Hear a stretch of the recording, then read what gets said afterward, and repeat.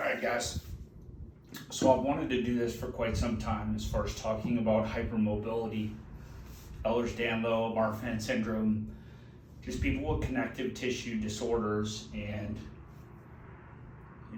having trained for 26 years now, have a gym up in North Scottsdale, Arizona,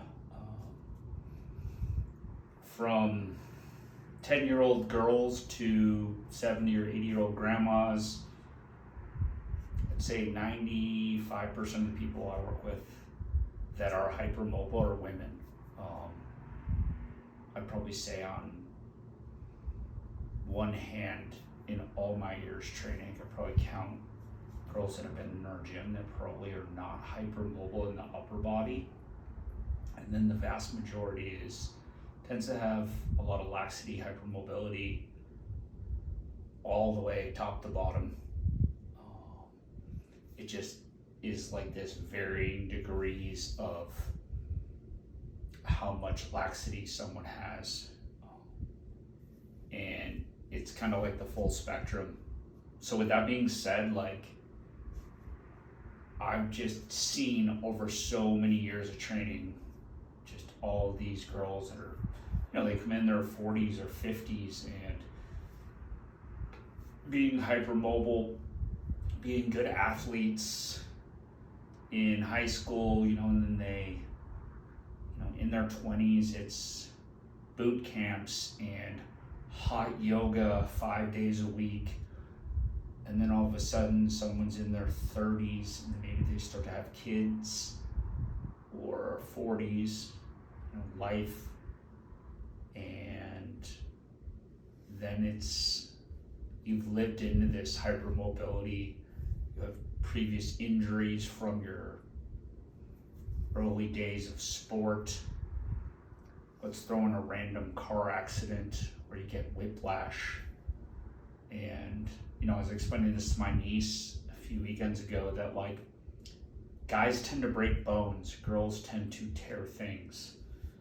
The good thing about especially playing sports as a guy, breaking bones at a young age, is oftentimes it heals and you'll be just fine. A lot of times a tear creates this torsion pattern which kind of twists the skeleton, and then there's nothing you can really do per se to put it back to how it was right before and make sure that it sets there, and that moving forward in life you restore the exact almost function that you had prior. And then this is where all those things start to create this spider web effect, and we'll just see 20 to 50-year-old women, 90%,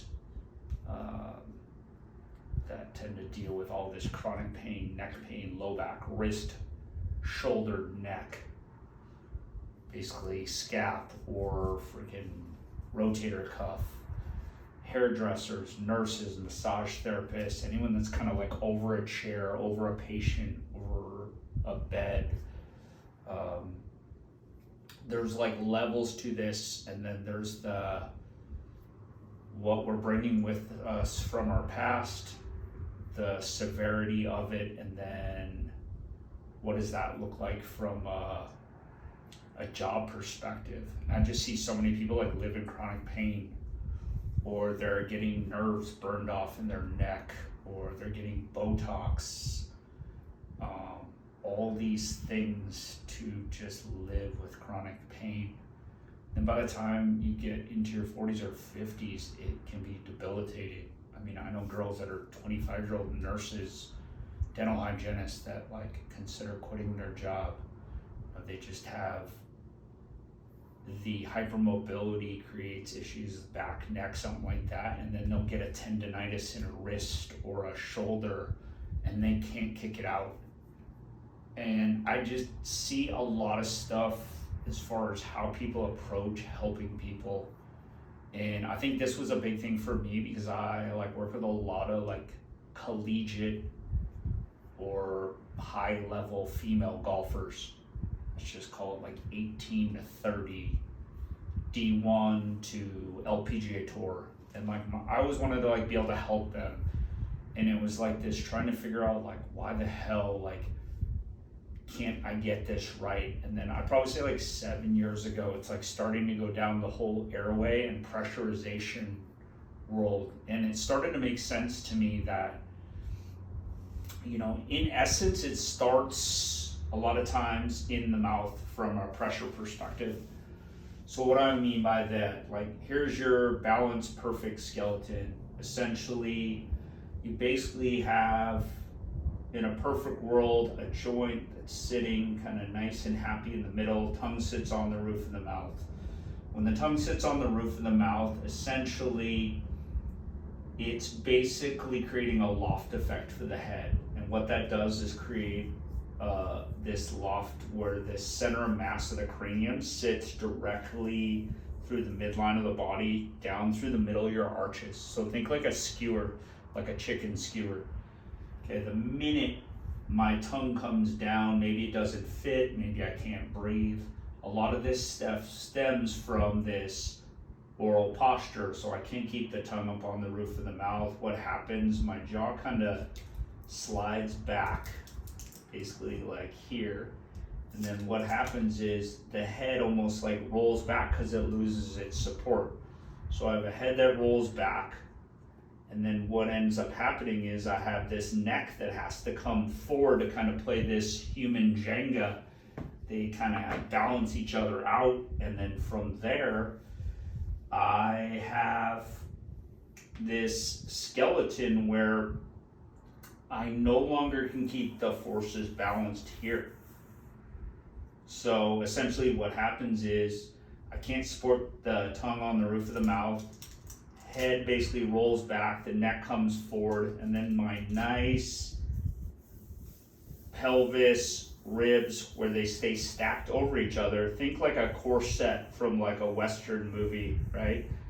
It's kind of like this internal corset where it like allows me to hold pressure in my rib cage and sternum there. And what ends up happening is it's like this imaginary force. When the head rolls back and the neck comes forward, everything in the body comes forward. And so what ends up happening is the sternum kind of gets pulled up, and as it comes up, it's kind of like an imaginary force, almost like cuts the corset in the middle. So what you end up having here is the rib cage comes up, the pelvis comes down, and you then get this altered rib cage. Okay. So this is where I would say, like I call it like Pac-Man. So essentially you get this, basically this Pac-Man here because someone cut this imaginary corset. So now you have this kind of force where you have this imaginary wind. It's basically pushing here, it's pushing here. So all this imaginary force is driving the body forward. And so this is where you get into this extension pattern. So I can't support the head. My basically cranium comes forward, kind of get in this posture. And this is exaggerated, but it's like I can't keep everything kind of stacked to neutral. And so we just see varying degrees. And then when all the joints are forward, it's like, from a joint perspective, joints want to live kind of in the center of the capsule, meaning its first move, it can go in every direction. In situations like this, where everything is kind of driven forward, what ends up happening is we have these joints that like just to start are here. So we then get a bias on our entire skeleton coming all the way down. So essentially I don't have a joint that sits in the middle, so I don't have equal access to the front and the back of the muscles on each side of the joint. So then I get this bias, and this bias means essentially I'm kind of put in these compromised dysfunctional positions.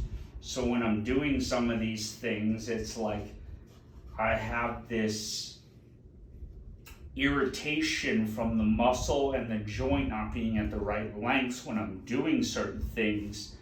And this creates this abnormal, basically, inflammation on the system. And this is where like your tendonitis, all this stuff can develop. And a lot of it just comes back from essentially a tongue that can't sit and keep basically the roof of the mouth pressurized. But if you think of like the tongue on the roof of the mouth, if I take like skeleton here, essentially the tongue should sit across the top of the palate and then all the way across the back. So essentially it should basically keep this almost like a clasp of a purse. The tongue sits along, and when the tongue sits along the entire palate, I'm able to breathe through the nose.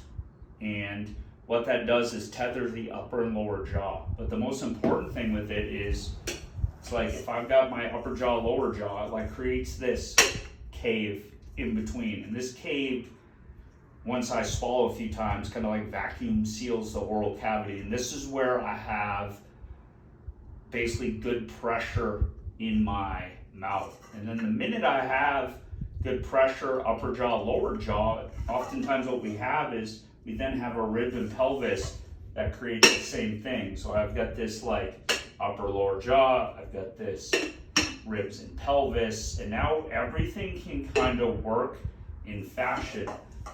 The minute my tongue doesn't fit on the roof of the mouth, it's kind of like I lose the pressure in here. Same thing down here. So I've got this, all of a sudden I got this cylinder that's now leaking pressure basically out the front, plus everything's kind of being driven forward. And then this is where I get this, a lot of times, stress, lumbar spine. You got a neck that's coming forward here. And then because the posture is all thrown off, this is where you've got anything out in front of you where you're doing stuff. It's like your shoulders out of the, basically the proper alignment, your wrist, your elbow. So you're doing all these things out in front of you with this posture. And then this is where it can lead to all the tendonitis and issues that we see. And so the biggest thing when it comes to this is that, like, in order to start to basically create pressure, it's going to have to be to start to sense the entire body from top to bottom. So a lot of times tongue on the roof of the mouth is kind of like the back of a toilet. Think of like the bulb where it catches and the water just keeps running. It's like the bulb has to like seal, which is the tongue sealing on the palate. And then it's kind of one of those things, once it seals, you start to get water, you can hear the pressure in the line. Same thing happens with the body. So it's like having tongue on the roof of the mouth to start to get pressure allows you to kind of start to keep everything contained within the system. The minute I have basically mouth breathing or I have posture here, it's like there's not pressure being sealed all inside the same container. So think of like tongue on the roof of the mouth, you swallow a few times, and like this scenario. Imagine like a water bottle that's like completely full. So basically, if I press it down, it's solid, okay? And then let's just take this same water bottle in this example, where you basically have the cut in the corset. So now I have a water bottle that's like half full. So when I have arms and legs that are trying to basically push into a surface, when all the pressure is sealed, I basically get this pushback because of the internal pressure in the system. And this is where I get this stability in which my body can create tension. When my body is trying to create tension off of a system with no pressure in the midline, it's like dysfunction on top of dysfunction. And I think a lot of times this is where from a young age, it's really important to start to understand like how to sense these things or teach it. Otherwise, everything we're doing in life is this compensated strategy, driving, sport, weightlifting, our jobs. And I think the most important thing is like understanding how to start to change this. I think first and foremost, a lot of times it's like people are just dealing with pain. So it's like getting them out of pain first. And the reason I wanted to do this is just to outline some simple exercises that I think have been really effective in a matter of like 4 to 6 weeks of getting people out of pain. And it's not the same for everyone, but there's definitely some things here that I think, for the most part, it's playing around with these concepts. And so the first thing like I like to do is a lot of times, okay, if you take the body,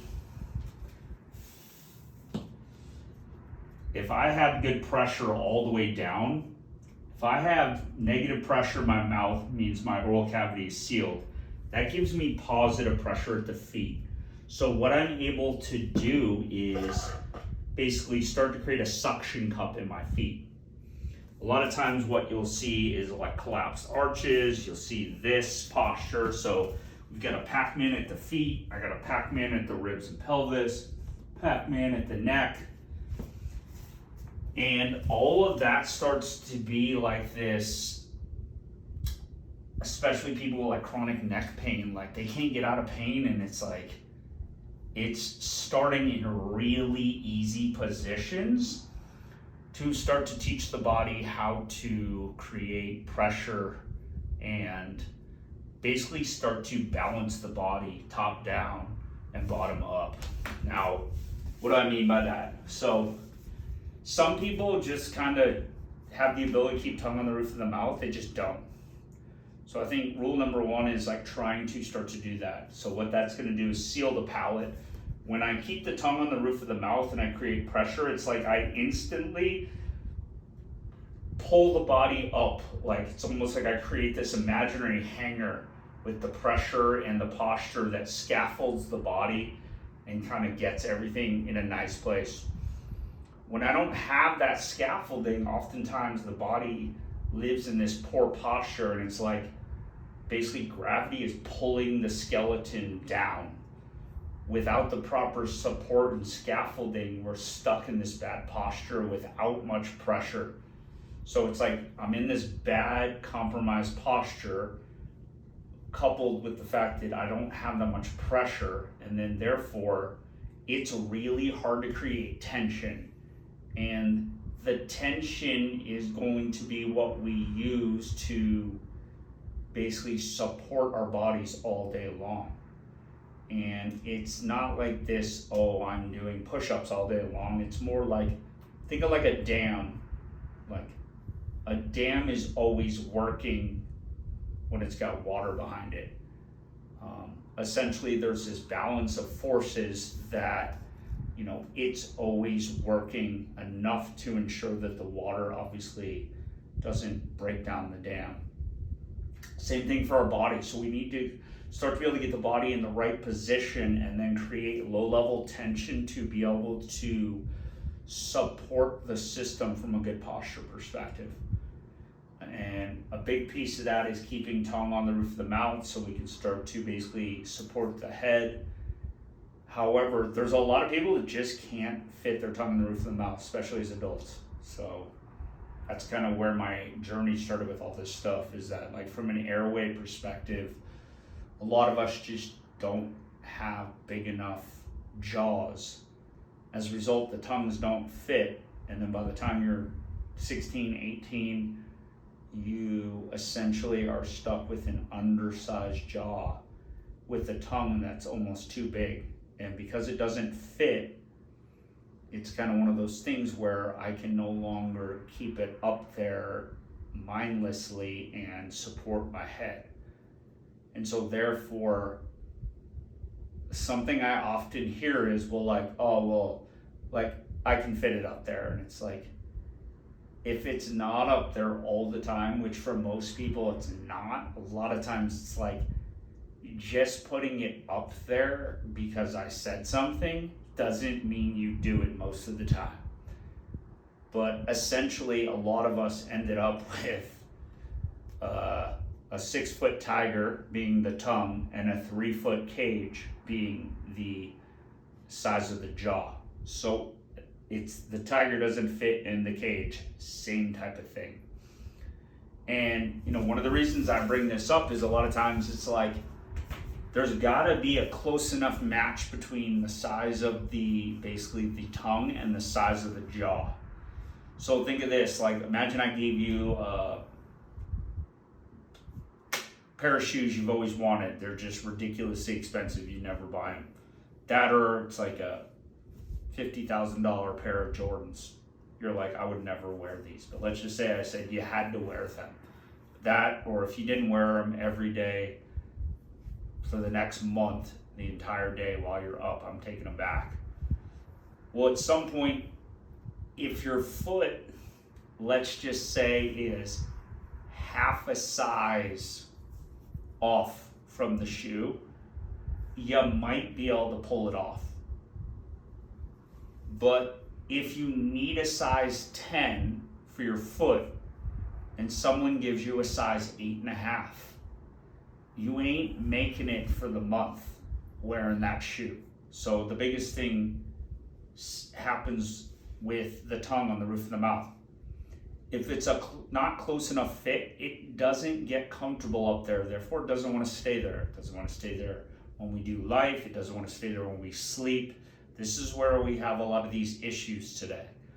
So with that being said, for many that is the case, meaning I can't create support from the top down. So then what do I need to be able to do? I need to create bottom-up support for basically a head that I can't support with my tongue because it doesn't fit. So this gets into how I like to kind of approach this from an exercise perspective to help people. Because at the end of the day, first thing I try to start to do is go with the lower body and work my way up. Essentially, I will put someone on their back.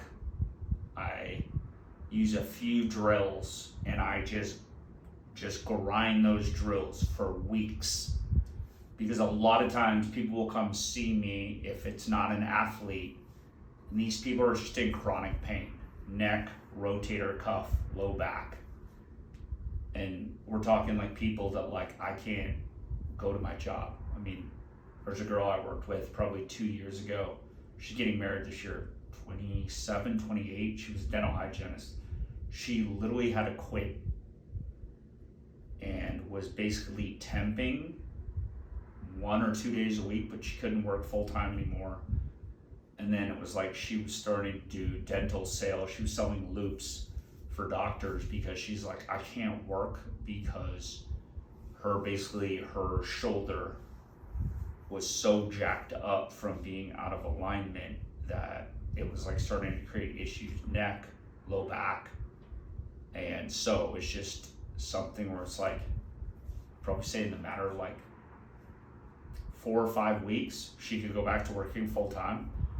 And then it was like a matter of like months of just doing these things that started to help her. But I think there's a few things when it starts to get into this, like regardless of what you think you know, a lot of times, even what people think they're doing that's helping is often being done wrong, and it's contributing to your existing issue.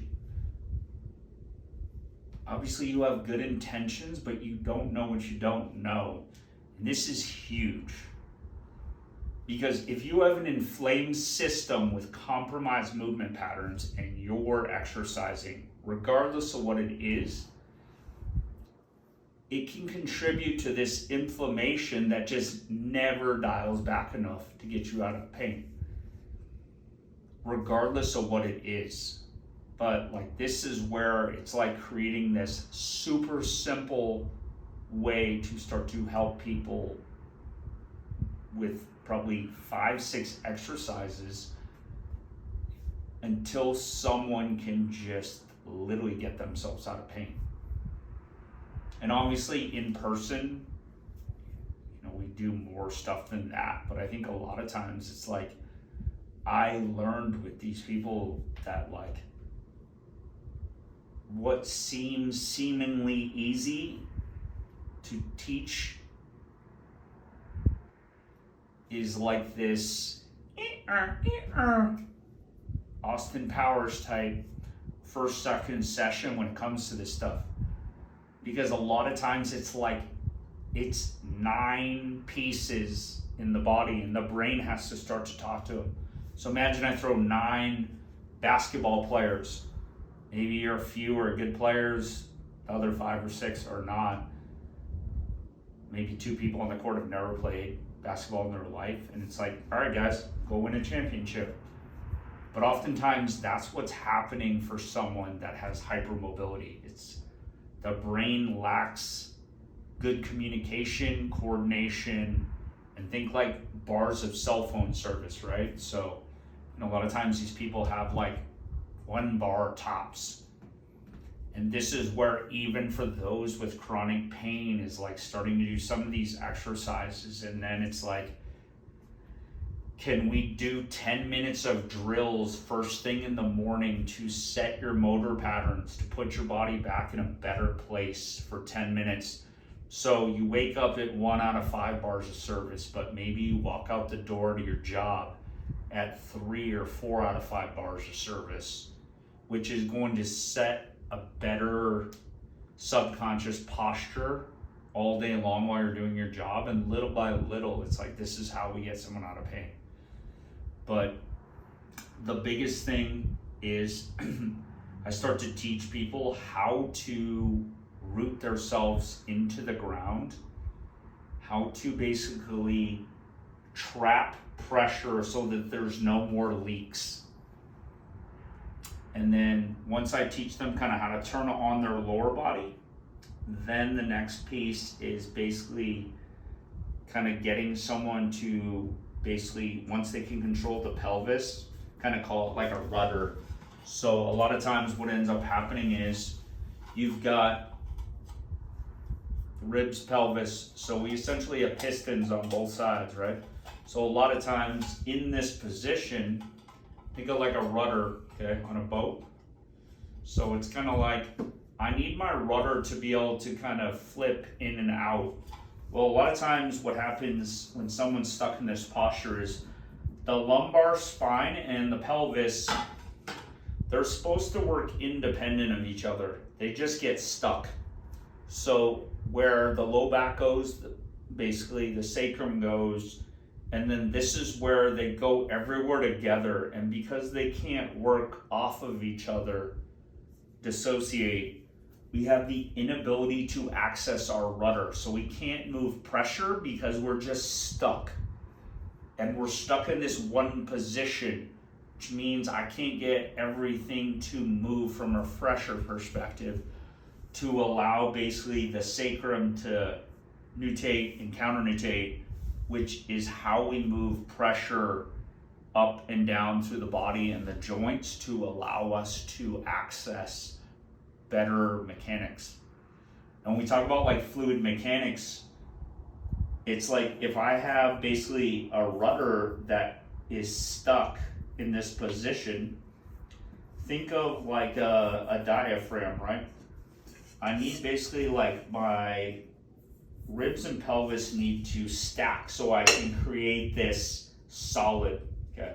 So the minute my pelvis is dumped, if I don't have the 2 edges lining up on top of each other when I'm driving pressure, it's like every time I drive pressure, it's like I catch some of it, I lose some of it, and as a result, it's one of those things where when I don't have a solid base because my rudder is stuck, It's like I'm trying to drive pressure down into something that can't catch it. And then this is where like everything just kind of gets thrown off. And so what we first do is kind of start to go after the pelvis and the lower body. And it's teaching a person how to start to sense their adductors, their hamstrings, their abs, and essentially feel their arches of their feet. And then from there, once they can kind of start to sense that, it's then teaching someone, now that they have control of the lower body, now I want to teach someone, now that the pelvis is, we can keep it steady where we want it, now the ribs know how to find this because we can keep it where we want it rather than we're a slave to wherever the hell it wants to be. So if this is wherever the hell it wants to be and this can't count on where it wants it to be, it's like there's always this mismatch. This is what tends to happen. And even for a lot of girls I've seen that are like really good athletes that tend to be, you know, maybe they ran track, all this stuff. Maybe they're not hypermobile down here, but they'll be hypermobile up here. And so this is where, you know, we start to do drills where it's like teaching the ribs, pelvis to stack on top of each other. And then this is where we start to build from there. So first thing is kind of basically teaching person how to sense the floor with their feet. And then from there, controlling the rudder. The minute I can control the rudder, this is where I can start to feel my hamstrings, my adductors, my abs. And then little by little, this is where we can start to turn on basically the posterior chain, which is like the back of the legs. And then this is where the brain can actually start to create enough sensation to feel the arches and create grounding. And then now that I have roots, my brain needs roots to know where the hell I am. But it's just like, this is where a lot of kids with sensory stuff have issues too. It's like, you can't sense the floor if you don't have good enough posture with pressure because you don't create any tension. And then this is where it's like, this really good female golfer from ASU, and she described it as like, I feel like my entire life I was like moving around in basically an astronaut suit. And then it was like the minute it's like teaching these things, it was like, she's like, holy shit, I can feel the ground every step that I take and when I lift.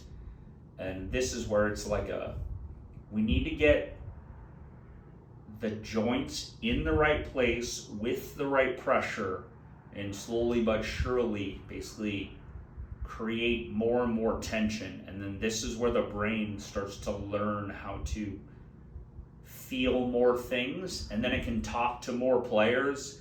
The more players you have on the same page, it's like the better you can start to get. And then it's just like from a mapping perspective, the more access to all these different players I have, it's like the more tension, the more things I can be doing at one time. And then this is where they call it like intercommunication between the muscles, the joints, everything. But it becomes this thing that seemingly doesn't look that hard, but oftentimes requires a lot of work to retrain the body to understand these patterns. And so, you know, the last bit I want to kind of talk about is just with all this stuff, it's just a matter of being patient with it. And I think just being willing to say, like, whatever I've learned in the past, whatever I've done, whatever I think I know, like, if I'm going to give this a shot, I'm going to give it a shot and go all in. And in essence, like, not bringing other things to this for the first, like, maybe 4 to 6 weeks. Because I think a lot of times people can basically be undoing the good stuff here with other things they're doing unknowingly. And with this, I think it's really important to just realize that we're going to start with a lot of just static, basically isometric drills. Isometric would be like doing like a wall sit or a plank. So you're not moving, but it's little by little teach you how to get things in the right place so that you can create tension. Because oftentimes the hardest thing is getting people in the right positions in the beginning, and then learning how to create tension using their breath and starting to understand how like expansion, compression of all the parts of the body is like having 9 different players on the field that are all working together. But it's essentially, we're basically just a bunch of pumps and levers moving air. And this is how the body starts to be able to sense and feel things, create tension, and then eventually obviously start to build patterns that are going to keep you out of pain, build muscle. And then a lot of times it's like we're reprogramming how the body does things from software. So think software, old software, new software. You know, even the stuff we're doing in here, let's just say you're doing it a few days a week, it's like, well, the rest of your life you're still living off the old pattern.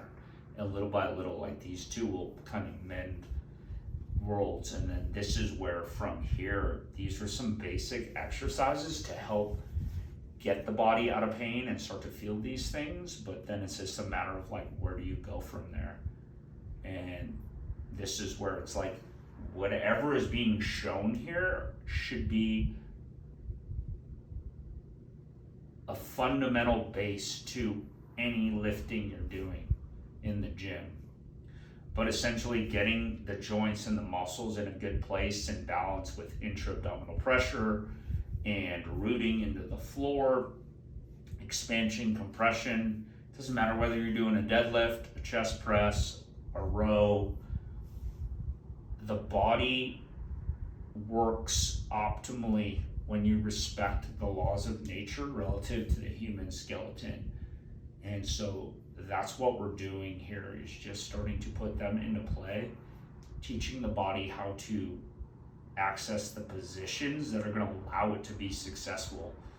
And then from isometric drills where you're just kind of staying in place, we start to get a little bit more dynamic. And little by little, it's like allowing the body to move with more freedom while still trying to drive home the same fundamentals. And this is how we little by little just kind of teach the brain how to do more complex things relative to the same principles at play. And this is how we just keep one-upping things to where this stuff can translate into harder exercises. But like I said, essentially it's going to be the fundamental basis for a lot of the exercises you do for the rest of your life. So I think with that, I'll kind of walk through some of the different exercises and then hopefully, give people a good basis for how to start to kind of go at this. Hi guys, so welcome to the foundational series for hypermobility.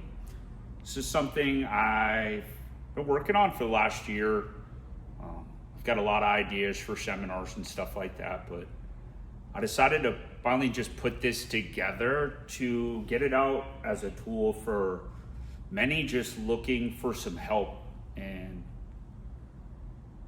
having been in this fitness space for 25 years and spending a lot of time over the last 5 really focused on hypermobility, pressure management, everything airway from sleep apnea, UARS, to undersized palate, high arch palate, tongue ties, poor oral pressure, poor oral function.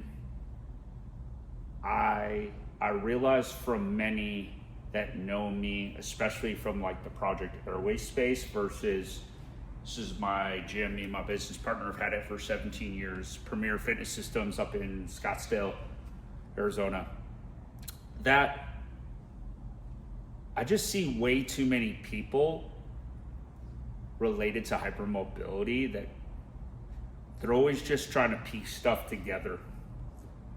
They're seeing PTs, chiros, and this has been something where for years I couldn't figure out how to help people, especially because you could get people to go through exercises, but I couldn't help particular athletes, especially I would say hypermobile pitchers in the MLB, and then we have a lot of athletes from professional male golfers, female golfers, to college level, high school level, that deal with that a lot. And having spent 25 years working from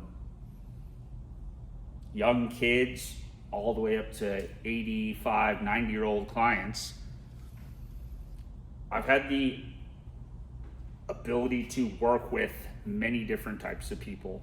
And I think one of the hardest tends to be, especially the 40 to 60-year-old woman, someone that's essentially had a few kids, they were very active when they're younger, played sports, did a lot of yoga, and I think many of them later in life, from being hypermobile, tend to deal with a lot of chronic neck, jaw, low back, rotator cuff, wrist, elbow issues. And I think a lot of that comes from those that have the inability to sustain good levels of pressure and grounding in their body when they lift or exercise. Call it yoga, Pilates, gymnastics, dance. So as a result, for many, patterns were developed at a young age to lock out at the joints, at the knees, at the elbows, the wrists, in order to provide stability and strength with a system that couldn't do things the same way other people can do it. And this is one of the major things I've dealt with over the years is, we've got a lot of high-level pitchers in here for baseball, everywhere from high school up to MLB, and then all levels in golf. A lot of young female and male golfers tend to have some level of hypermobility. Call it EDS, call it just not a ton of muscle mass or just a lot of laxity to their system. And that doesn't mean people can't be great athletes, but it often biases them to be good at certain things and having to cheat or compensate in certain ways as a result. And oftentimes, a lot of that stems from someone that can't keep their tongue on the roof of the mouth. To me, that's where it starts. Because in my own journey, the last 5 years, learning everything about airway, UARS, oral pressure, posture, all those things, I started to put some pieces together and realized that there's buckets related to many that I've seen that deal with hypermobility. And I think sometimes people get upset because I make statements, but I've never seen someone with a solid jaw, with good oral posture, that can nasal breathe 24/7, that deals with hypermobility. And I look at many kids nowadays growing up at a young age that have sensory issues, and then I look at myself, and I wouldn't consider myself EDS, but growing up my whole life, I was hypermobility. I was tired and wired, UARS, just always had this, I gotta keep moving. So when I look at buckets now, for many that kind of deal with these types of things, I often see the high arch palate. I see someone that maybe has a tongue tie or they can't get their tongue on the roof of the mouth. And what I see from the head down is a system that has had to compensate as a result of not having the tongue sit on the palate. Because when the tongue sits on the roof of the mouth, I'm basically pushing my tongue up on my palate. When I push my upper jaw forward, it pushes my head back. And when my head stays back, the center of my head sits through the center of my arches, just like a skewer. And when my center of pressure at my feet and the center of pressure of my head match up, that tells me I've got good posture, I've got good scaffolding to my body. It's like I have an internal hanger just kind of holding me nice and tall. Now, for those that can't keep the tongue on the roof of the mouth, I've got a 10-pound bowling ball. And then when I can't support it, for every inch my head starts to move forward, it's like adding another 10 pounds. So what ends up happening is my tongue doesn't fit.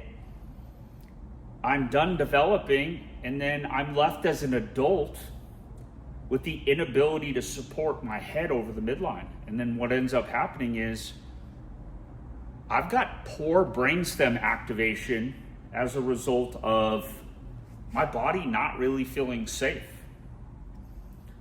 So the tongue up on the roof of the mouth almost acts like the seal in the back of a toilet. So think of when there's no seal, the water just keeps running, pressure doesn't build, there's like low levels of pressure. And I often think it's kind of like a Wi-Fi signal. When I have poor oral posture, it's like a protection mechanism. So I'm not going to be 5 out of 5 bars of service. I'm not going to get that level of integrity for my brainstem firing on all cylinders. So as a result, I'm not going to be able to create a lot of force. I'm not going to be able to optimize from a muscle activation standpoint. My body feels like it can barely show up. So from a brain mapping my body in space, having good access to roots, being my feet, having good awareness of where I am in space, it becomes very difficult.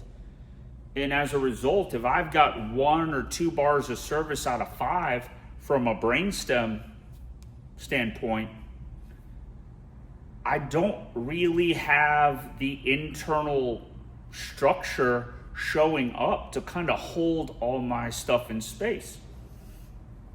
So what ends up happening is, think of this like your pelvis. Think of like a rib cage. Okay? So in a perfect situation, okay, if my tongue sits on the roof of my mouth, I essentially have center of my rib cage, center of my pelvis, center of my arches of my feet. It's, we think like yoga, all your chakras, right? Everything lines up. Everything sits on that same skewer. So now all of my internal guts kind of stay tethered. And then there's top of my rib cage, pelvis. And then I've got my 2 diaphragms that sit in my rib cage, and they essentially work like a respirator or a syringe. And what ends up happening is when I don't have good access to the tongue on the roof of my mouth, is my head needs to go forward because it's not supported. And when it does that, the ribs and pelvis tend to kind of have that internal corset which holds it together, kind of holding the bag of guts and everything. It kind of untethers. So what ends up happening is the ribs end up flaring upward, the bowl ends up tipping downward. And if you guys have ever seen that picture where it's kind of like this open Pac-Man look, this is what ends up happening to most people. And then as a result, I have a hard time keeping my ab on. So when I've got ribs and pelvis here and it's like I've got a leak in my bag of guts, what ends up happening is I'm spilling air out. Everything in my body gets driven forward. And then this is where I'm in this hijacked posture with a forward head. I'm arching in my back. And it's almost like I'm on a cliff. Someone's going to push me, but I don't want to fall, so I'm staying like this. This allows me to get my head out in front of me to open my airway. But as a result, if you're standing on a cliff you don't really have good grounding. Your body is pretty much living that way versus balance front to back. And as a result, this hijacked posture is how many of us then end up spending the rest of our life playing sports, sitting at a desk. And it's like this spiderweb effect where over time, injuries, life, all these things, our bodies just end up getting mangled. Joints, muscles, they compensate, we get hurt, we start running a new software pattern. It's even worse than the last iteration until our body just can't do it anymore. And this is where a lot of people they get into their 30s and 40s, they've got a family, they're not sleeping, maybe they got sleep disordered breathing, stressful time at work, and like the body just starts falling apart. And this is oftentimes why I see a lot of times people end up living in chronic pain. And I would say, like, more so, having learned from my sleep doctor in New York City, a lot more women tend to deal with these things than men. That's not to say guys don't deal with it sometimes, but I think from a hypermobility standpoint, different things in the body from hormones, substance P, I feel like a lot of times women with some of these things tend to really take it pretty bad. And this is where a lot of times it's just like soul sucking. And so what I decided to do was put this together because I see a lot of times people are approaching it in like pieces. And I think, people end up chasing chiros and PTs, and they learn something here and there. And so many people just don't have a good plan. And I guess I've worked with a number of high-level female golfers, soccer players, and then a number of girls at gymnasts, nurses, hairdressers, massage therapists, many that have jobs where like they're kind of bent over a chair or table and their whole body is out in front. And, for many of them, they come to me and it's like a wrist, a shoulder, a low back. Many have to start cutting back at work, or some can't even go to work anymore because they're in constant pain. They've done PT, they've tried different stuff. And I guess for myself, it's frustrating. The longer you own a business, the more stuff you have going on. Time is scarce. You're like, how do I help people? I get to this place in my career at 48 where it's like, I know the most I ever have. I've got some really good strategies to help people. I've got to start putting stuff together for different tools and programs because I can't work with many people one-on-one anymore. And so as a result, it's like, all right, I'm going to put this together, share some of the strategies I've used to kind of help people. And so today what I want to do is I'm going to go through 3 exercises. And essentially what I tend to do is this. For many that have essentially a tipped pelvis, a flared rib cage, I see a lot of times people go after the core.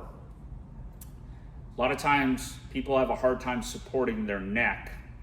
So with any of these drills, 1, they can be done at home. Okay. 2, you can be laying down. You're not load bearing. So this is something from a strategy perspective that I have. A lot of times people will come in to see me, they deal with chronic pain, that like they can start in the very shallow end and start to do this in the morning. And sometimes I'll have people do it at nighttime before they go to bed. And all you're doing is starting to prime the system and turn certain things on. What that does is change your options and your stability and support structure for the rest of your day. And I always think of it as you've got a lot of people running bad software, and then there's better software. And it's kind of like most people have gotten in a lot of reps over here. So even when you start giving the body good stuff, it's kind of like an algorithm where it's like, I got a lot of this, you start feeding good stuff in. So I've got 1.0, and think of this as like 2.0, but it's like, you start feeding this into the system and it's, 1.1, 1.2. It takes a while. And I think for a lot of times people in chronic pain, like more is not better. So starting with some simple things, and I think the most important thing for someone that has lived in pain is feeling safe. That that looks like I can do that. So for most of you, this is what I want, is that we're gonna start essentially 3 exercises. You can do it on the floor at home, on a bed, table, but you're going to need a pillow, whether it's a rolled up towel, some kind of small pillow, just to hold a good cervical posture when you're laying on your back. The other thing we're going to need is a Swiss ball. If you only have hardwood floor at your house, I recommend like some kind of mat. But the goal on this is going to be, for most people that have our ribs and pelvis that are like this, and people start working on the core, what I often see is someone that basically has a tipped bowl in their core, so they can't really hold pressure. So the way I've approached this and had a lot of success in helping people is that first and foremost is I've got to give people control back of the bowl. Because if I can't control the bowl in space, I can't align the syringe, because the base of your syringe that's going to help lock in the pressure is here. And when I'm spilling it out, I can't create internal pressure. So the first thing I need to do is I need to be able to control this bowl in space. And the bowl is kind of just like a rudder on a boat. So for a lot of people with the poor posture, they're stuck. And so in order to restore integrity to the system, I need to be able to control the rudder and be able to move it. And oftentimes this rudder is essentially tethered to the lower back, and where the pelvis goes, the lower back goes, and they do everything together. I want them to work independent so that I'm not always using my lower back. I need them to work independent so I have freedom to move the rudder while holding integrity to my spine with the low back. So the approach that I've used in the past is, first thing I want to do is I need to essentially start to be able to feel my feet. Because first thing I'm going to need to do to be able to control the bowl is I need to create roots. Okay. The next thing I'm going to do is I'm going to restore the rudder. Okay. The third thing I'm going to do is, now that I can control the rudder, I need to now basically close the canister for the guts. And this is where I'm going to learn to refasten like the internal corset right here, which is going to hold everything together. Once I can restore the corset, now I can start to do more dynamic things. But until I can lay on my back and control the bowl, control the shoulders, and then create pressure, I often am going to have a hard time at my lower back or my neck doing anything up on my feet if I have chronic pain. So this is where I've learned I always start from the bottom. I always start with people on their back so they're able to feel safe, and I restore function from the bottom up. And as I'm starting to do that, I will start to work with myofunctional therapists, people that are looking into expansion, different things. But at the end of the day, I need to restore function to the tongue, the oral posture to get top down. And for those that still can't get their tongue up on their palate, my strategy to support the head has to be from the bottom up, which means I need the roots, I need the rudder, I need to seal the pressure, and I need the ribs and pelvis to start to work in conjunction like a respirator. And this is how I'm going to restore function to my breathing, support structure for my body, and oftentimes allow the internal pressure and physics in my body to start to restore function. Because at the end of the day, I need things in the right place, and I need to hold that integrity so that I can move pressure. If my body doesn't hold the shape I need to keep things in a good place, I'm always compensating, and it makes it really hard for me to move pressure, create tension. And when I can't do that, I can't challenge a muscle. So at the end of the day, if I want to create force, I need pressure, I need scaffolding, I need tension, and then I can start to load the system. And when I do that, I can start to get compression, and this is where I'm able to challenge the muscle.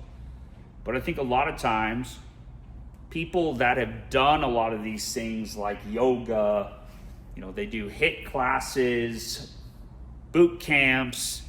It's kind of like a lot of these things in conjunction with being hypermobile have brought people to this place of serious dysfunction and many being in some type of chronic or daily pain. So oftentimes trying to do some of these things while doing those things still might not bring you to a good place. And oftentimes it's because these boot camps and yoga, although done with good intention and something you like to do, they're great tools for fitness as long as your body isn't compensating in order to do them or get through them, to where the very essence of doing the things you love is what's making you not be able to do those things anymore.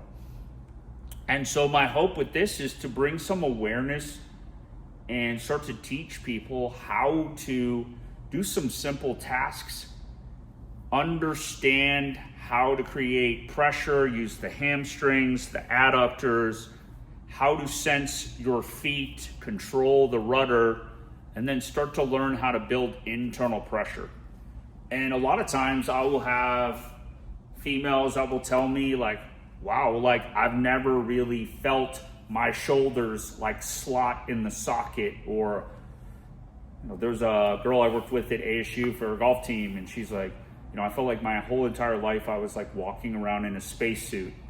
And then the minute you teach someone how to trap pressure and kind of get good alignment, and all of a sudden it's like everything is kind of lined up and you start to create pressure, and all of a sudden I can sense my feet, I can sense my body better in space, I can balance better. And all of these things are just skills that need to be relearned in order to change patterns moving forward in life, so that you can do the things you've done in the past with different patterning strategies and awareness to allow yourself to do them with better mechanics, better underlying physics. And then what ends up happening is at the end, you're not beat up when you get up the next morning. You're not pushing through pain as you do these things. And then all of a sudden it's like, well, wow, I burn calories like I used to, but now I'm starting to build muscle. My body doesn't hurt anymore. I actually use my muscle because I don't lock out at the joints as a strategy. So just realize these are some tools to help you. And a lot of times I recommend first thing in the morning, get your body moving, and then 5 to 10 minutes. That's all it takes to kind of set the body up for success for the rest of the day. So I hope this helps. Feel free to reach out. Love some feedback. All right, guys, first drill, okay.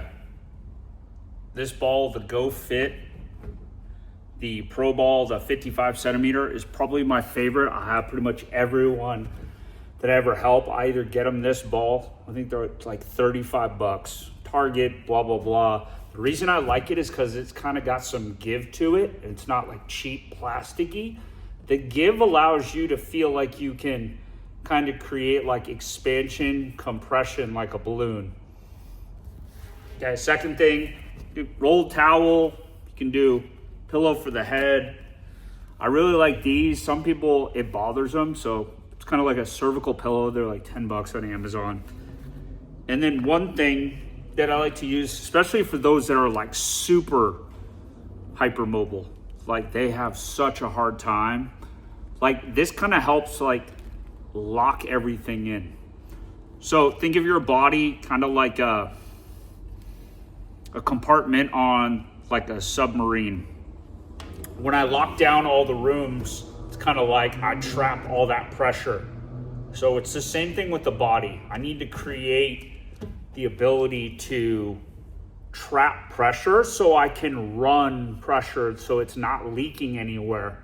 And then once I learn to trap all the pressure inside, I learn how to move pressure more efficiently, and my body gets used to tolerating it. And this is where I can actually start to move and create more internal pressure. And then over time, what I found is I can sense my body because I start to learn how to put things in the right place and feel. I can't feel a body that doesn't have pressure. It's oftentimes, I can't create any force, therefore I can't sense where I am in space. Okay, so super easy drill. I often start on a wall. This is because for those with chronic back pain, I want it to be as simple as possible. Okay. So what I'm gonna do, I'm gonna start ball, okay? Think of this, I'm gonna start with my feet, okay? My feet I'm gonna have sitting up on here. So I wanna think like if this was the inside edge of my big toe, inside edge of my left heel, and then my right foot, I want to start to imagine that I'm holding that space.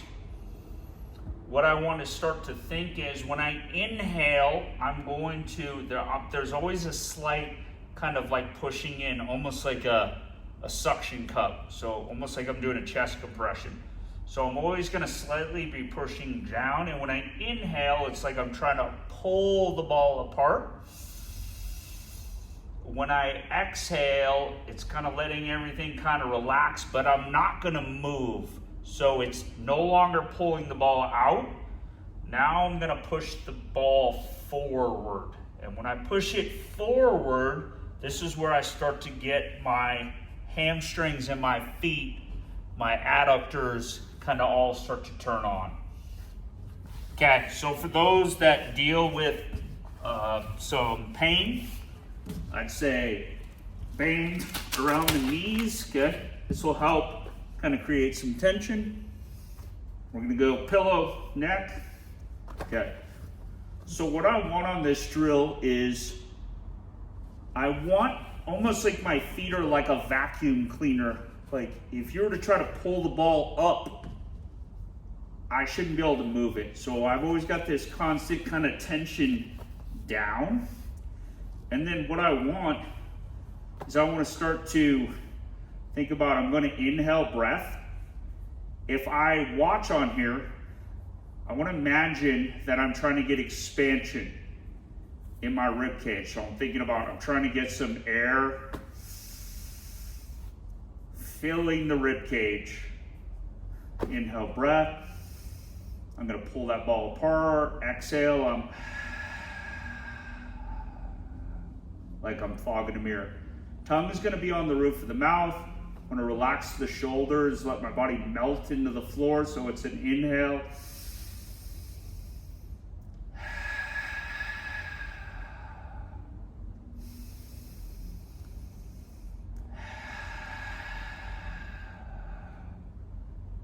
Okay, now with this, what I want to make sure is that I'm got some tension pulling that ball apart.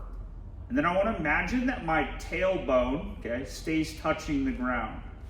I don't want it to come off the ground, but the biggest thing I often see with this is I'm going to pull the floor apart with the hands and feet. And then if I was to have like this imaginary dodgeball here, I'm going to hold that space. I just want to imagine, so when I inhale, I'm pulling the ball apart, so it's imagine the dodgeball here, and then when I exhale, I want to imagine I'm squeezing that dodgeball with an ever so slight tuck. So it's an inhale breath. I'm going to pull the floor and the ball apart. Exhale, I'm going to push down with my trigger finger, push down with the big toe. And what you're going to find is starting to feel this. Okay. So a few of the cheats I tend to see. Okay. Since you guys are doing this on your own, I'll see people like too far back, okay? So ideally, I want to actually be less than 90 degrees, but I usually tell people to start around 90. So if you're too far back, it's kind of like you're a suction cup, okay? Only the top of the suction cup isn't really holding onto the wall, so you're kind of falling backwards off the wall. Same thing with the ball, which means I need the top of the suction cup really working to hold the suction cup in place on a wall. No different than on this ball. Okay, the other cheat I tend to see is if I walk by and go to pick up the ball or your hands, I shouldn't be able to move anything. So your hands and feet should make like four corners on a wedding tent. I should never be able to pick up my roots. I always want to make sure that my hands spread. So this is going to be the arch of my hand. So arch of the hand and feet both need to be on. So I'm always going to pull the floor and the ball taut, just like a tent. And then when I inhale breath, in through the nose, exhale, it's a... And then I can start to play with inhale faster, exhale harder to start to play with how I load tension. But a lot of times what I like to do is have people spend 2-3 minutes at least, eyes closed, just tune into your body. And as you start to get better with the feet, then start to focus on the hands. And this is what's going to help allow you to start to trap and kind of keep everything kind of turned on, especially the lower body. And one of the things I'll often see is people start to get Charlie horses in their arches of their feet.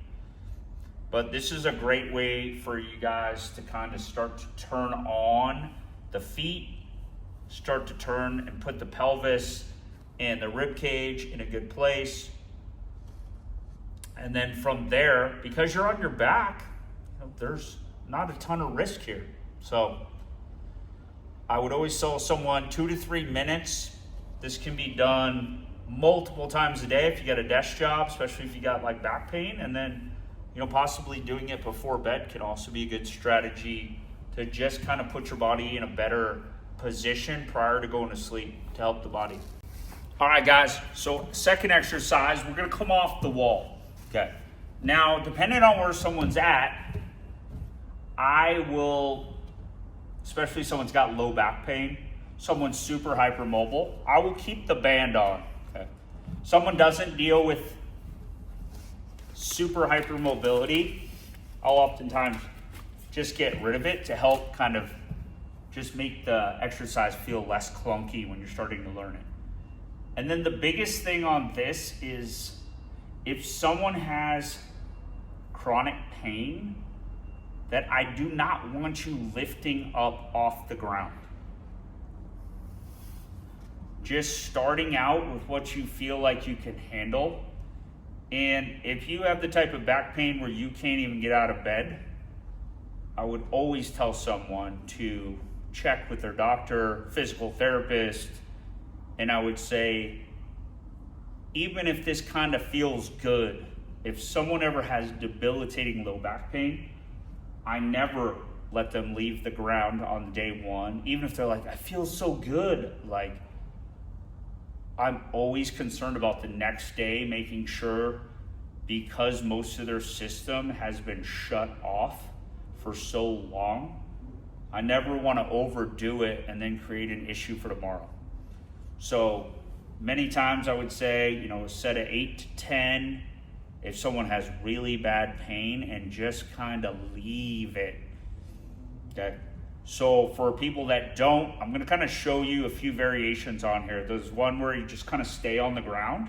Okay. And then the second one, we can actually lift. Okay. So the same thing is going to apply with the feet and the hands. So the goal on here is, okay, my feet are going to be up. And then when I start to pull the ball in, what I want to do is, first thing I'm going to do is inside edge of my heel. And then the minute my toes hit, I'm still pulling the ball in, but I want to start to pull the ball apart. Okay. So the main reason I like to use this ball is because the ball provides the shape in which the arches should have inherently. And so when I take a system that has a hard time creating the shape naturally, by providing the shape, it's like allowing the body to find proper shape through what we're working with, to just start to feel things better. It's like free help. And I would say on this, when the ball starting to kind of come in and out, I want to make sure two things. That each time I push the ball back out, I never want the feet kind of turning off to the side, okay? So I always want to stay square. So my big toes should be facing straight ahead. The other thing is I don't want to lock out the knees. So a lot of times what I see is someone will do a hamstring curl in, they push it back out, they lock out. It's like they shut everything off. So it's like their strategy is often, I usually lock out, but now that you're not going to let me, I'm going to do two things. I'm either going to lock out at my elbows, I'm going to come up in my traps, or I'm going to lock out at my knees, and then I'm going to work, and all of a sudden it's like I do a rep, I push the ball back. For most people, they don't like to stay on, and they don't have the endurance for their muscles to stay on. So what do they end up doing? They just shut off, and they go into a locked position at the knees in order to kind of not have to sustain working the whole time. But if you think of like roots on a tree, I can never walk by and just pull roots of a tree out of the ground. They're always low level working, and that's what our system should be doing. So muscle with proper activation and scaffolding should be inherently sustaining our structure and posture all day, every day, to allow us to just do life. And the minute we start locking out to do stuff, it's like we're going to create a fake sense of stability and strength. We're going to oftentimes erode joints, and then we're never teaching the muscle to work. But at the end of the day, outside of saving someone's life, I don't want to lock joints. I want to learn how to control muscle. So I want to control it from a short position to a long position. And when I get to the very, very end of that movement, just shy of locked out should be that muscle being as long as I can get it. So I want to own that spectrum with my brain without having to lock out at the end or just kind of like fling everything, because it's like I have the inability to own the range and stay on the whole time. Okay, so what I'm going to do on here is I'm going to, same thing, I want to line up on that pillow. Okay, I want to make sure those feet are not out, so they're going to stay squared up. Okay, my hands, same thing. I want to imagine I'm not locking. Okay, when I start to move this ball, I see a lot of times people go up in their traps. So I want you to imagine I'm trying to pull this floor apart. Okay, and then I want tongue on the roof of the mouth. I'm going to inhale.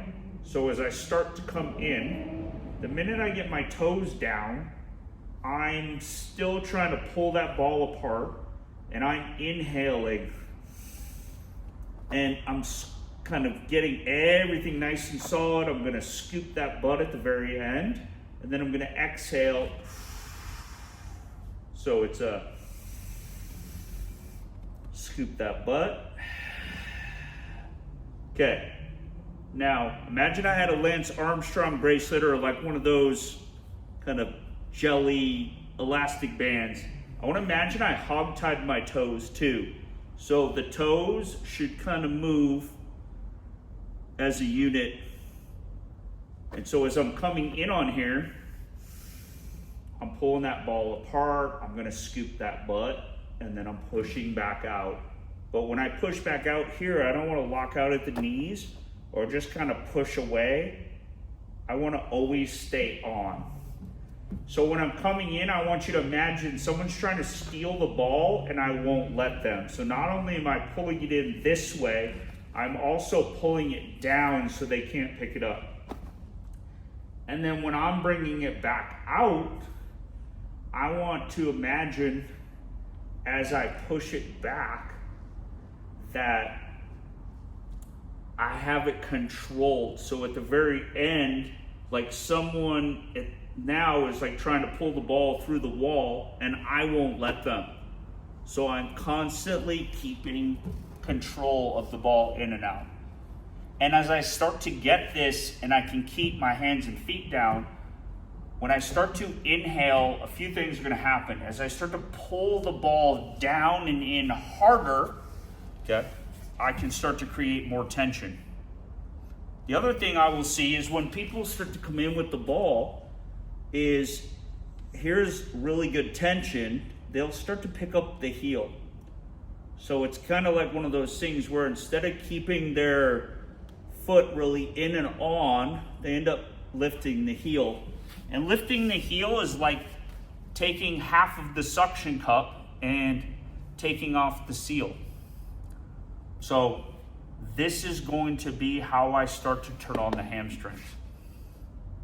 And this is where I would say to someone that, like, I want someone to go to a place where they can start to get a good burn. Maybe for a lot of people that's 7-8 reps. For some people it's 10-12. We should never go into pain. But I think for this, start with a set. Just see if you can get your hamstrings to really turn on, get those feet, then see if you can trap some pressure. Okay. So the second version of this is going to be for someone that doesn't have pain, someone that's got a little bit better awareness of their body. Maybe they do a decent amount of strength training, but they have issues creating internal pressure.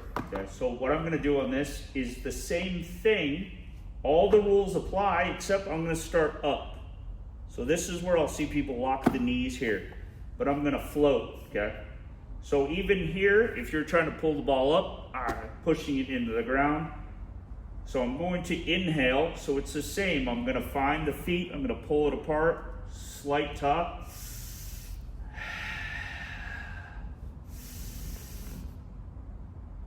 So a lot of times right here, this is where people are kind of in extension. I want a slight squeeze, scoop the butt. This is where, once again, controlling that bowl, that rudder. So I'm going to inhale breath. Don't want to let the heels come up. Don't want to roll the feet. Don't want to pick the toes up. Everything is just kind of staying on all the time. And then just realize that my feet, okay, my arches, that's like I'm the balloon, okay? When I start to get more air in me, this is where I can create more tension.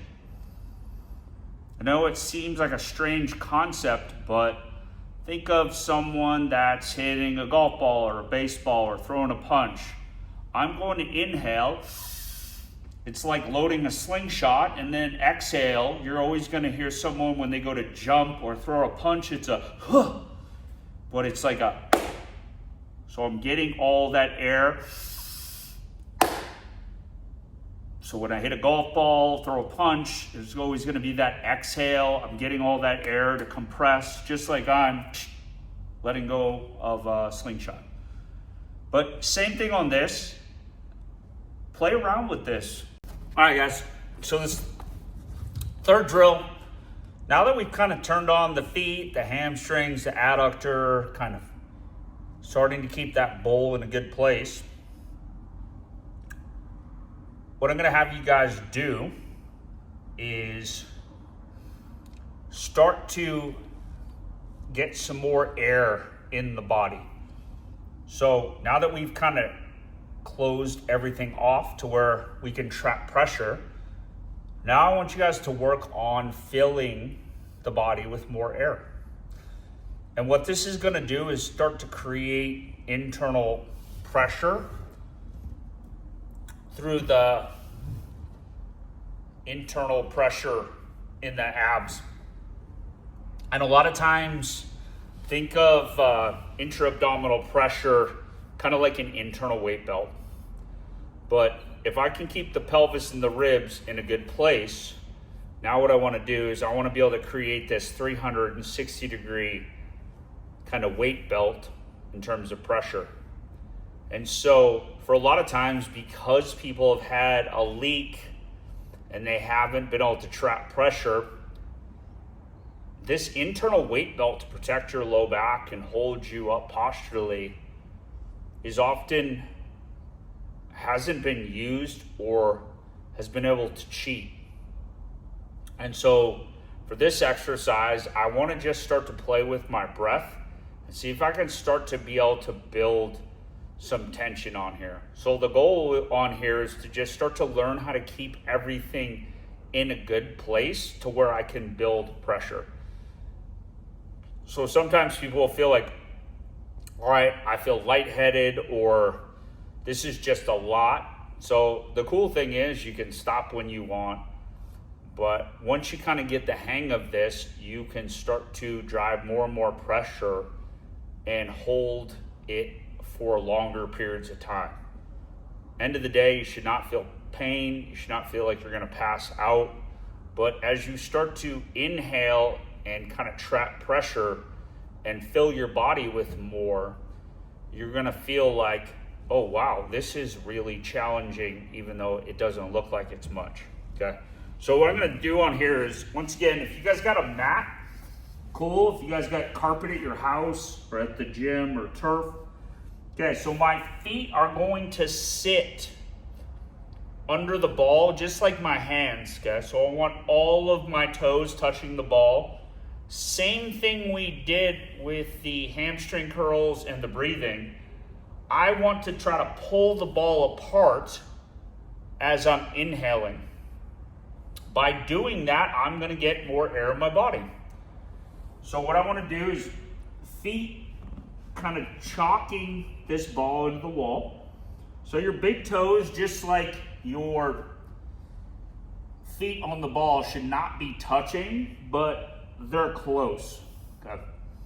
And then what I want to do on here is I'm going to start with, think like a tri-bike, like a Lance Armstrong. So what I want to do is I'm going to spread the hands. I want to make like a spade with my hands.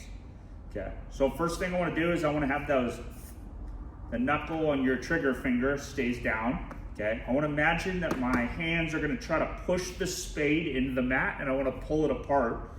And then what I want to do is I want to take my elbows and I want to roll them in.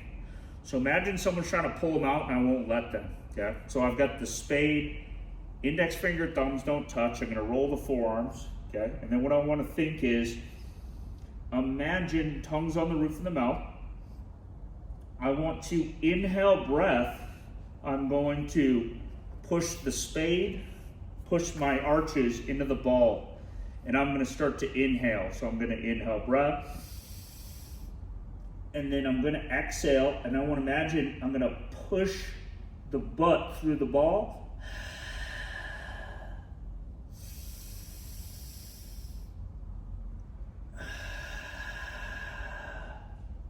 What I want to do on this is I want to keep inhaling As I exhale, I want to try to push the ball through the wall more with my butt. So I'm pushing my butt back, but I'm also squeezing and scooping. Now, when I inhale, I want to imagine forehead, chin, sternum, belly button. Imagine they're all trying to get away from the floor. So it's an inhale, exhale.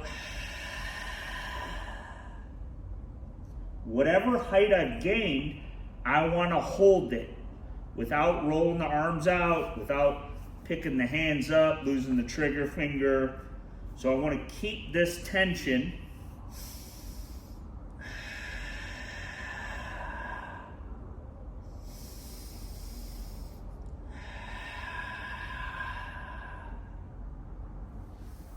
And this is one of those drills I will do with people all the time, and you will get a diaphragm, the cramp, your arches, you get all kinds of weird stuff, a scap, a shoulder blade, you name it. So this is one of those drills where what it starts to do is teach people how to just kind of lock pressure in and build it. So the first drill, like we did, is a good one to just kind of basically set the pelvis, turn on the feet, hamstrings, kind of get everything to trap pressure. Then we turned on the hamstrings, the adductors, the abs, and then your feet, your adductors, your abs, hands, everything should be a little bit more on. And then this is where I start to build pressure. But these three drills I have found super helpful. And for anyone that comes in with low back pain or hypermobility, like I tend to always start with some variation of these drills for many people that fit into that category, whether they're a professional athlete or not, because this is going to turn on the signaling to the brain from an activation Wi-Fi. You know, you've got 3 bars out of 5 or 4 bars out of 5, like mapping the brain and the body versus the 1 prior to starting this. And for a lot of times for people, the first week or 2, this is something where it's like, it just seems hard. And then you start to realize like, wow, in like 3 minutes or 5 minutes, I can really just turn my body on for the day and really just help myself. And it starts to become, you're just turning things on so then you can use, like I said, that software starts to get better and better. Well, now you just have access all day long because your brain can sense it. And when you can sense it, you can use it. Versus, I can't even feel what I'm supposed to be doing, therefore, I don't even know what I'm doing. But there's never going to be a feeling of safety for the brain and the body when you can't tell where you are in space. And when I have good roots, I can start to create a structure. It's no different than a foundation for a house. I need connection with the ground so that I can start to build roots and tension and awareness and scaffolding in order to do life. But give these a shot. I'd love to get some feedback from you guys. I know that, roughly it's about like an hour to teach 3 exercises, but I just wanted to incorporate some understanding and awareness as it comes to this stuff, because I think there's a lot of people that have been in chronic pain or they want to know why and understand things a little bit more. And then feel free, if I can ever help you guys, like my staff here at my gym, we train people all over the world, FaceTime, Google Chat, Zoom. And then we have an app as well to where we can put plans together. And I just feel like this is the kind of stuff that's like, it's not rocket science, but it's game changer. And most people just don't have good strategies for getting out of pain. My job with putting this together was like, if you're always dependent on a PT or a chiro to keep you healthy, like you don't feel like you kind of in control of your own destiny. And I think like getting people out of pain and feeling safe and being able to do what you love is like, what's life about? And like, I got into this because I want to help people, and as simple as this seems, it's game changer for many people. So give it a shot. Let me know what you think.